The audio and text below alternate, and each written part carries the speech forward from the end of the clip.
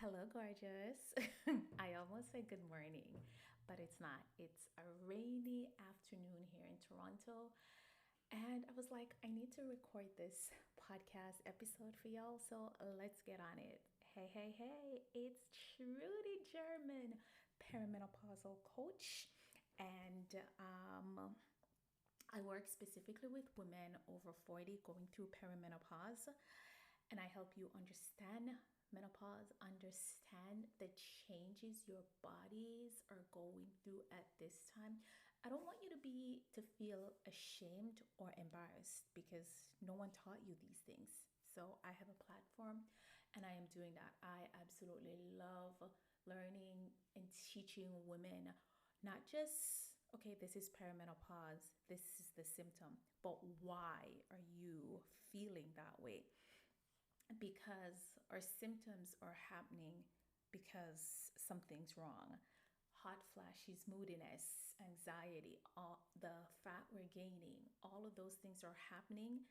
Not that something's broken, but something isn't functioning right within our bodies, and I want to help you understand that. I do have an ebook out. Hey, I'm gonna make sure we link it below.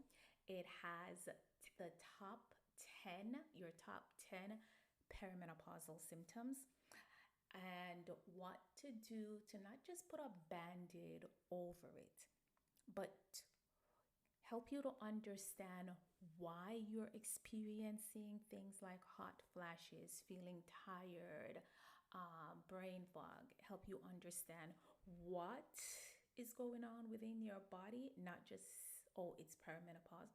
I want you to understand why that is happening and give you tools on how to prevent it. And if you're currently experiencing those, how to get away from it as opposed to put a band-aid over it. So make sure you check out the link below. It is called Cruising in Perimenopause because that's what I want you to do. I don't want you to feel tired and, oh, this is hell on earth. It's for the dogs. It's trash. I want you to just live. Listen, I'm at a place right now. I'm not even perimenopausal anymore because I don't have any of those symptoms. And my period's right on time because technically the only symptom we should be having is the loss of period. And I'm not bragging because I've experienced irregular periods. I've had cold flashes, I've had brain fog, I've had dry, itchy skin. I have felt tired where it's like I'm positive my couch was sick of me. And I have experienced insomnia along with other things, but those were the top 6.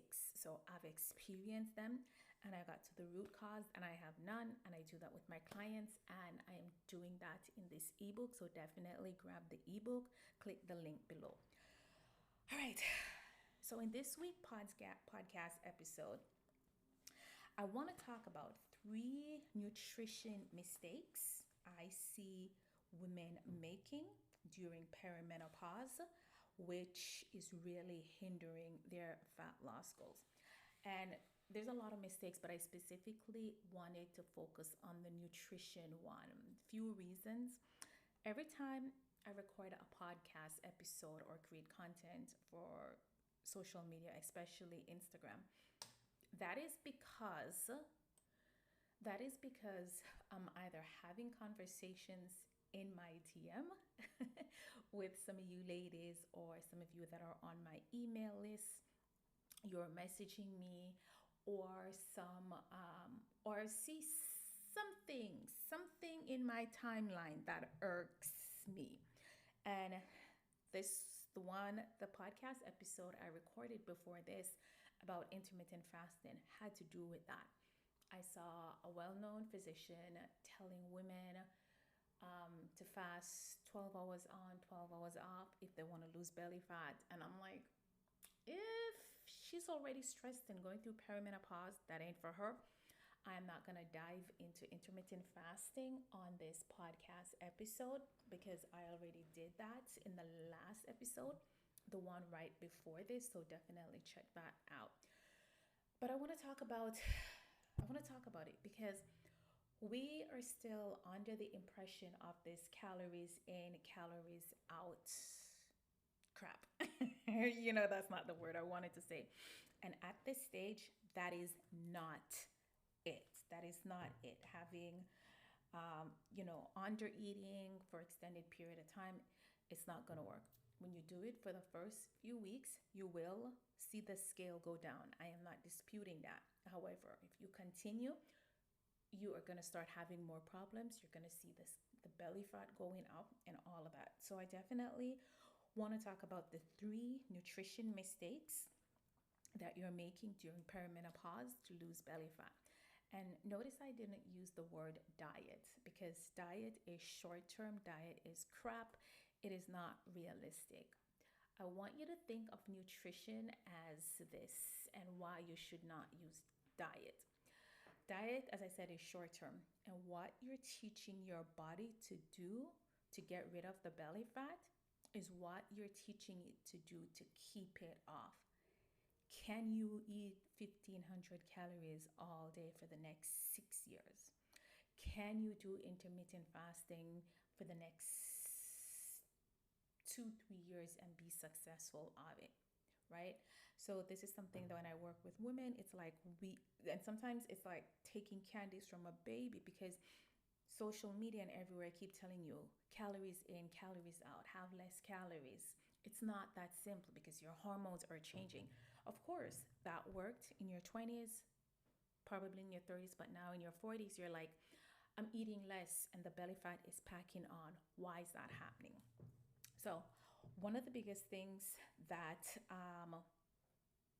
before I touch on that, here's why I don't want you to be doing these diets, whether it's intermittent fasting or eating only 12 or 1,500 calories, eating once a day, going just paleo, going keto, going no or low carbs. Any of them. I honestly don't care which one of them you're talking about. This applies to all of them. When you don't eat enough, you slow down your metabolism, because when you're not eating enough, few things may be happening. You may not be getting enough calories that your bodies need for you to function properly, or you may not be getting enough of certain nutrients. For example, if you go keto, that's high fat, you're usually not getting enough protein and carbs. Your body needs those. If you are on paleo, that's usually high protein, you're not getting enough carbs, enough fat. Is what I mean. So it's like you drastically reduce or remove one, which is not good. You don't, and that will slow down your metabolism. A slow metabolism is going to do what? Tell your body to hold on to fat, as opposed to burn it. It's going to send you in fat storage mode, because now you're in survival mode. It's like, we don't know when we're going to get more. We got to do what we got to do to hold on to this. Sometimes it also leads to two, which is overeating and or craving. Think about when you do something like intermittent fasting, or when you cut out one food group, at the end of the day or within a few days, you just feeling for that one thing you say you're not going to have. Because you ever notice our bodies, it's like the thing we say we don't want or we're not going to have, we start craving it. And when you start craving it, you really have no control, because your hormones are imbalanced, your body needs it. And it's not about having control or that mindset. It's not what it is, because your hormones going to do what it's going to do when you're not eating properly. And of course, speaking of hormones doing what it's going to do, it's going to lead to hormonal imbalances. And that is one of the main reasons why you experience so many perimenopausal symptoms: the hot flashes, the night sweats, the itchy ear, the all those symptoms that you're experiencing. It's because your hormones are imbalanced. And if you're not eating properly, if you're not eating enough throughout the day, that's exactly what's going to happen. So here are 3 mistakes that I see you making. Mistake number 1, carbs. You know this was coming, because I did an entire podcast about carbs. You can go back and check it out, but I did one on why you need carbs.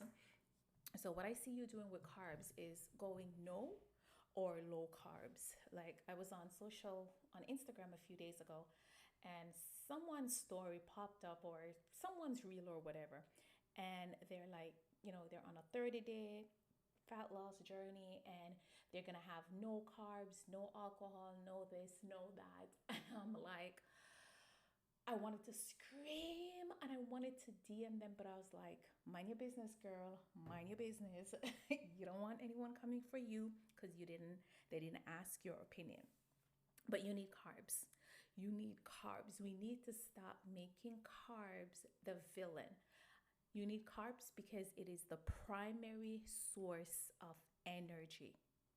You need carbs because it is your primary source of energy. You need carbs because it is your primary source of energy. I said that 3 times because I want it to register in your mind.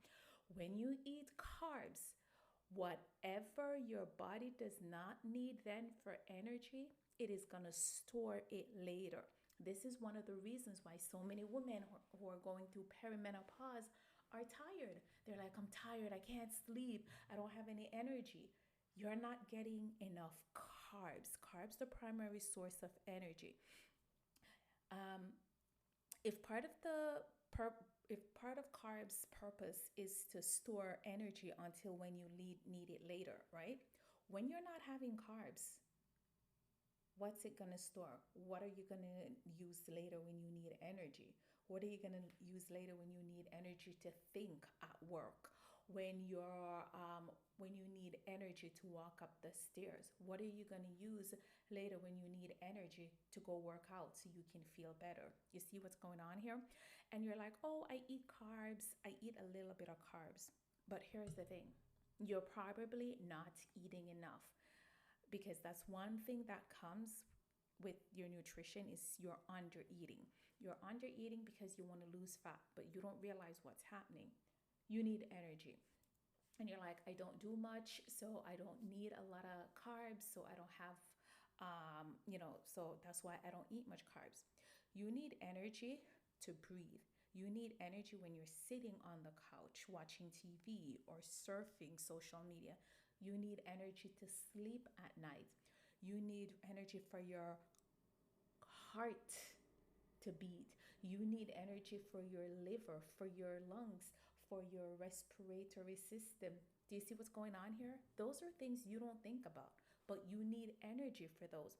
So, because those functions, for example, the function of your digestive system, the function of your respiratory, your cardiac system, all of those things, you don't think about them, but they're still working.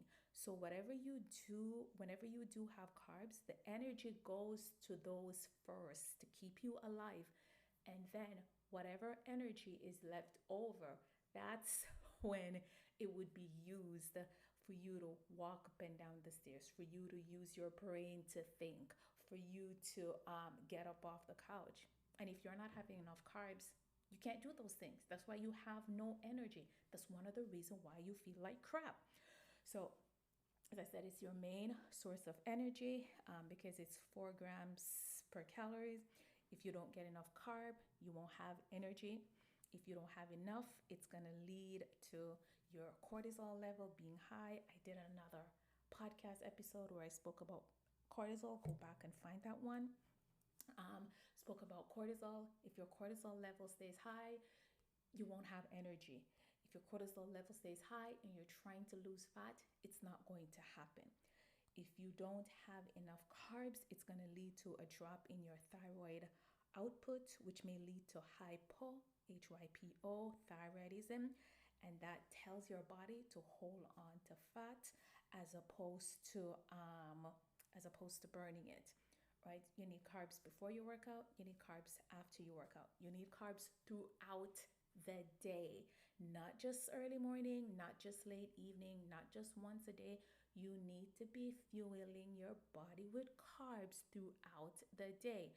And when I'm talking about carbs, I'm talking about veggies, oats, sweet potato, rice, bread. We keep thinking those things are bad. They're not. You want to eliminate the baked products. You want to eliminate the processed stuff like chips and stuff like that, but you do need carbs, right? You also want to choose high fiber carbs. And as I mentioned at the beginning, I do have an ebook, Cruising Through Perimenopause, where it identifies the top 10 perimenopausal symptoms you may be experiencing. I dive into the cause and what to do to prevent it. I also made sure I created a 30-day meal plan to accompany it because I know nutrition is so important, but it's also kind of confusing. So instead of you having to figure out what to eat when, this comprehensive meal plan that's addition to it, to the Cruising Through Menopause ebook, you can get the meal plan. The link to the ebook is there. Once you get to that link, it will take you to the meal plan. Next up, and I sighed because this kind of go into what I was saying before. Number one was carbs, not eating enough carbs. You're having no carbs, not enough. The next one was snacking or not eating enough throughout the day.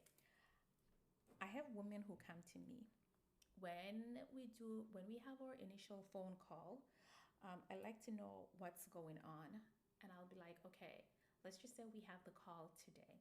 I'm like, let me know what you did yesterday, what time you ate, what you ate. Don't think about what you should have eaten. I want to know what you ate. Why do I ask that? Because most women my age, most women your age, most women over 40 who are going through perimenopause are under eating. We're under eating because one, we may not be hungry. If we are not hungry, that's another problem. We've turned off our hormones. Two, we may be under eating because we want to lose belly fat, because we're like, okay, I'm gaining fat, so if I eat less, I'll lose. I'm gaining fat, and 10 years ago or 20 years ago, if I ate less, if I cut back on my carbs, I would have lost fat. I'm eating less because all these fitness influencers, I won't call any name, that I follow, they said cut your calories, eat less, move more. No, that does not apply to you. You need to be eating, having meals, not just snacking, not skipping meals, not having one meal a day, not having 2 meals a day. You need a minimum of 3 meals a day. When I work with clients, they're having 3, 4 meals a day plus 1 to 2 snacks. When we start off, they're like, oh my gosh, this is a lot. And they think they can't do it, but then they realize what was going on and how they start feeling better. And this is the thing, you need to be having meals, not just snacks. Snacks are not providing enough fuel for your body. Food is fuel to your body. This is not a question. We need food to function, and we need good quality food. So you need to be having breakfast, you need to be having lunch, you need to be having dinner. You need to make sure these meals are filling you up. If you have lunch and then you're like, I still feel for something, you may not have had enough protein in it. When you're preparing your meals, you want to look, where's my healthy fat? Where's my lean protein? Where are my carbs? Each of your meals, your heavy meals throughout the day should consist of each of those, and it should have adequate amount. If you do not have enough amount, you're gonna be in trouble. You're gonna feel like crap. If you're feeling like crap throughout the day, I promise you it's gonna translate to your sleep at night. Okay? I'm Jamaican. Jamaicans have a saying that says, "What go bad a morning can't go good at evening." Translation: if it was bad in the morning, by evening it won't get good. So if you start off bad, it gonna stay bad. You gotta make sure you start off good, right? So you want to make sure you are eating enough throughout the day. Next up, you want to focus you're focusing on macros only. Sorry, I'm playing with my pen.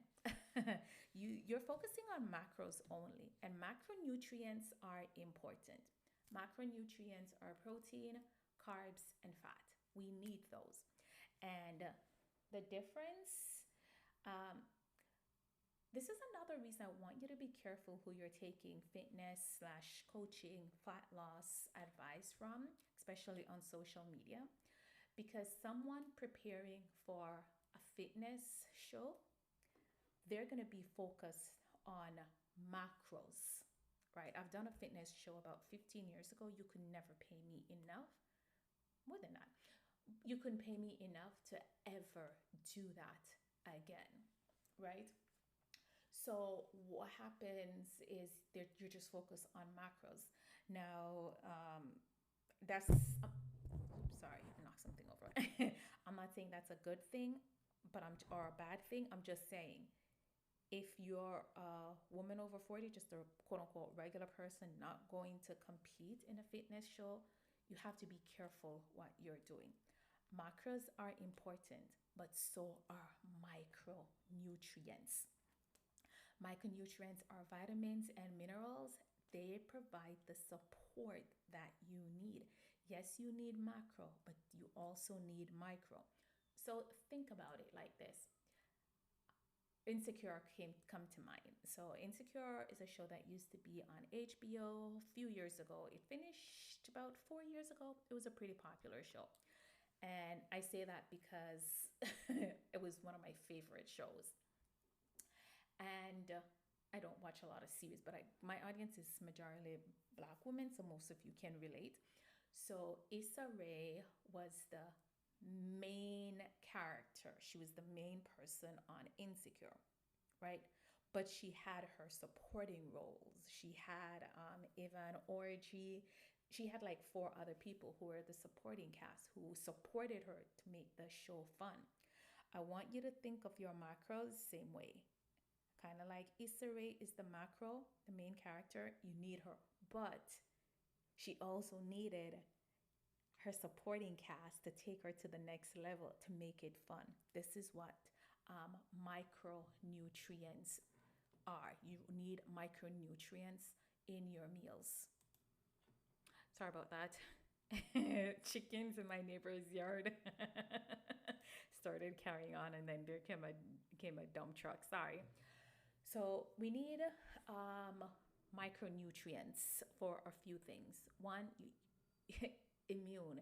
Your immune system needs it. Like vitamin C, zinc, vitamin D. Those are important for immune health. Hormones need it. You need it for your hormones to be regulated, right? Because at this stage, your hormones are shifting. And if you're not getting the right nutrients, it can lead to imbalances. You need it for your cells to function and for you to have energy. Sorry. So even for muscles, like if your muscles are tired or fatigued, you may also be low on micronutrients. You also need micronutrients for your nerves to function, for bone health. You need it for your muscles. You need your muscles to walk up and down the stairs, not simply if you're in the gym doing bicep curls, because it's your muscles. Your muscles helps you sit and stand. You sit and stand in the couch. You sit and stand. You sit to get on the toilet. You stand to get up, right? It also helps with repairing your cells. Our cells are changing, and it also affects our mood. So if you're only focused on macros, on getting just your carbs, your protein, your fat, you're going to run into trouble. That's why you need to make sure that you're having a variety of foods. You're not getting up and you're not eating the same thing every day in, day out. For a lot of people, when they hear eat clean, they automatically think it's boring and that it's simply broccoli and rice and chicken. And those are healthy, but those are not the same. Those are not the only things.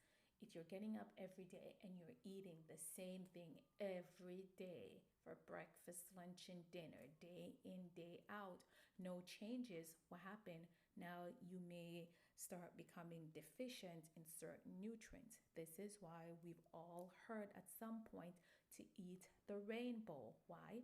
Because the more variety we have, the different colors provide different vitamins and minerals which our body needs.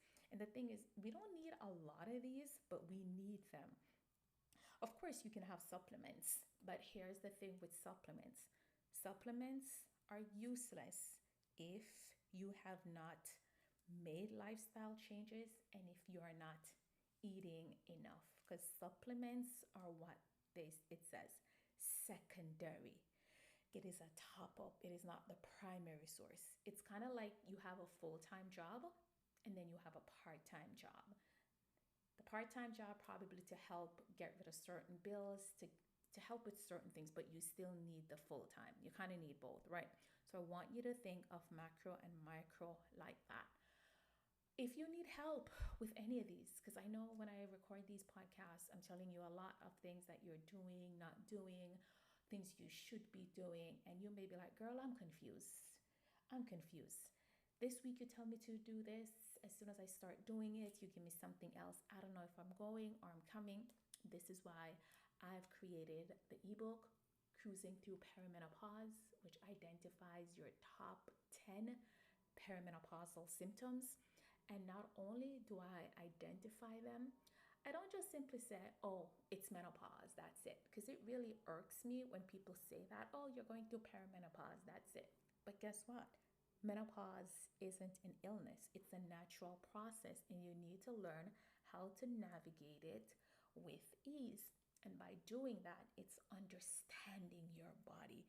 It is understanding why you're experiencing hot flashes, why your husband chewing or breathing, you want to stab him, why you can't sleep at nights, why you toss and turn, why you keep waking up at 2 a.m. and then at 1 p.m. in the day you're wired.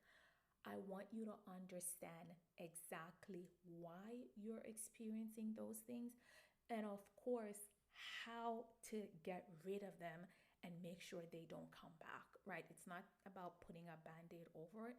So definitely click the link below to grab your ebook. And while you're there, make sure you also grab the meal plan, because I promise you they do work. Everything that I am telling you to do or not do, I've experienced these symptoms. I've experienced a lot of these symptoms, and these are things that I have done to get through it. Now I'm sleeping 7 hours a night. Most days I get up, I'm fully refreshed. There are the odd days where if I sleep too late on a Sunday, then I experience trouble sleeping, or if there was lightning or thunder, that it may wake me up and I may experience issues. But those are few and far in between. And I want you to get to the point where you also feel that way.